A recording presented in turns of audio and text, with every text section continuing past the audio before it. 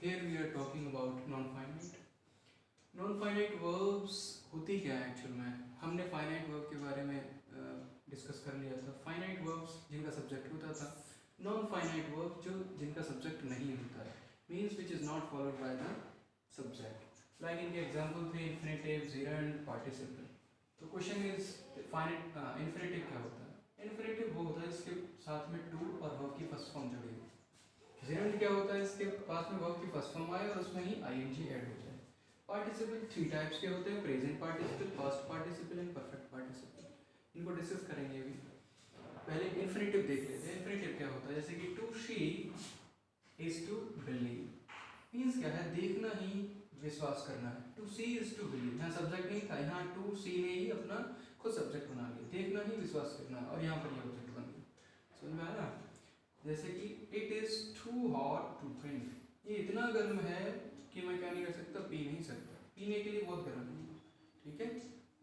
It means ये तो यहाँ से बात नहीं करना. ये वाली देखो, ये आपका क्या है? To drink. ये इन्फिनेटिव है. यहाँ पर देखिए, to defeat someone is the result of your bravery. मतलब किसी को हराना is the result of your bravery. ये तुम्हारे क्या है? बहादुरता की रिजल्ट है. आपका क्या है? ये परिणाम. आप में ब्रेवरी होगी, करेज होगा, तभी तो आपने डिफीट किया होगा. जेरंड की बात कर लेते हैं. जेरंड का मतलब क्या होता है? वर्ब की फर्स्ट फॉर्म में आईएनजी लगा दो. जैसे सीइंग इज बिलीविंग. इसका मतलब और इसका मतलब बिल्कुल सिमिलर ही है. मतलब देखना ही विश्वास करना है. सीइंग इज बिलीविंग, ये खुद में सब्जेक्ट बन गया. समझ में आया ना? हम यहाँ पर कहीं सब्जेक्ट की बात नहीं कर रहे हैं, क्योंकि नॉन फाइनाइट का मतलब यही है. Playing is a good habit हम यूज़ करते हैं. बेशक हम स्पीकिंग जब कर रहे होते हैं, we are often using this. Okay, हम ऑफन यूज़ करते हैं इसको. मीन्स अक्षर यूज़ करते रहते हैं, लेकिन पता नहीं चलता हमने इन्फिनेटिव यूज़ कर रहे हैं फिर जेरंड. तो playing is a good habit. खेलना क्या है? एक बहुत अच्छी आदत है. Barking dogs seldom bite. ये बहुत अच्छा सेंटेंस है. बार्किंग डॉग्स मतलब भौंकने वाले कुत्ते कभी काटते नहीं. बहुत अच्छा सेंटेंस है. आई थिंक आपको याद करना चाहिए. Barking dogs seldom bite. तो यहाँ पर बार्किंग के साथ में क्या है? आईएनजी है. यहाँ पर भी आईएनजी थी, यहाँ पर भी आईएनजी. इससे समझ में आता है ये कौन है? जेरंड है. जेरंड की बहुत अच्छी पहचान है. जेरंड के तुरंत बाद वर्ब आएगी. वर्ब आएगी. ठीक है. Barking dogs seldom bite. तो ये वर्ब है पूरे के बाद में. ठीक है.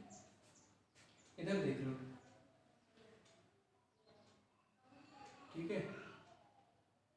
सॉरी, ये आपका सेंटेंस जो है वो आपका किस में नहीं आएगा? जेरंड में नहीं आएगा, क्योंकि अभी आगे डिस्कस करेंगे, आप खुद पता लगा लेंगे. ठीक है. ये आपका जेरंड में नहीं आएगा, लेकिन हमने आईएनजी लिख के बताया, तो आप ये समझिए कि वर्ब की फर्स्ट फॉर्म में आईएनजी आना जेरंड होता है.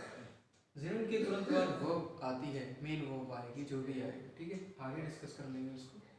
यहाँ पर देख लीजिए participle. Present participle, past participle, perfect participle. Present participle क्या होगा? वर्ब की फर्स्ट फॉर्म में आएंगे होगी. पास्ट पार्टिसिपल मतलब वर्ब की थर्ड फॉर्म आएंगे. Perfect participle having plus verb की थर्ड फॉर्म.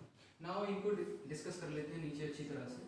ठीक है. अभी बता देंगे उस सेंटेंस को. अभी देखिए, प्रेजेंट पार्टिसिपल है क्या है?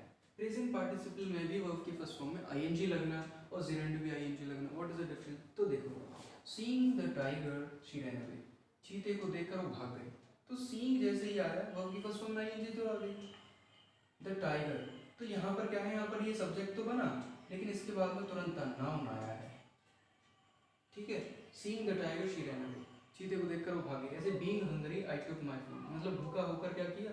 आई टुक माय फूड. मैंने अपना खाना ले लिया, मैंने अपना खाना खाया. ठीक है. तो क्या है? तो बीइंग यहाँ पर आईएनजी है, लेकिन बीइंग हंग्री यहाँ पर एक एडजेक्टिव आ गया. तो कहने का मतलब क्या है? हम बात कर रहे हैं सब्जेक्ट के बाद में जब नाउन आ जाता है तो वो प्रेजेंट पार्टिसिपल होता है, वो पार्टिसिपल होता है. तो हमने देखा कि ये तो वर्ब ये तो क्या बना था? ये एक सब्जेक्ट बना था. सब्जेक्ट के बाद में नाउन आ गया था तुरंत. तो जब नाउन आता है तो वो क्या होता है? पार्टिसिपल, प्रेजेंट पार्टिसिपल होता है. ठीक है. बाकी सब जेरंड है. ये भी जेरंड है, ये भी जेरंड है. ठीक है. ये पार्टिसिपल है. क्यों? क्योंकि नाउन है. Okay. It is very important to learn what is the difference between present participle and gerund. पूछ लिया जाता है क्वेश्चन, तो बता दिया हमने. पास्ट पार्टिसिपल क्या होगा? I found my lost watch. मुझे अपनी खोई हुई घड़ी मिली. तो ये लॉस्ट यहाँ पर वर्ब की थर्ड फॉर्म में, यही पास्ट पार्टिसिपल है. आई शॉ अ वुंडेड स्नेक. तो ये वुंडेड स्नेक है ना, यही कौन है? हमारा पास्ट पार्टिसिपल है. वुंडेड स्नेक थर्ड फॉर्म लग जाना. परफेक्ट पार्टिसिपल क्या होगा? Having cross the street. मतलब क्या किया?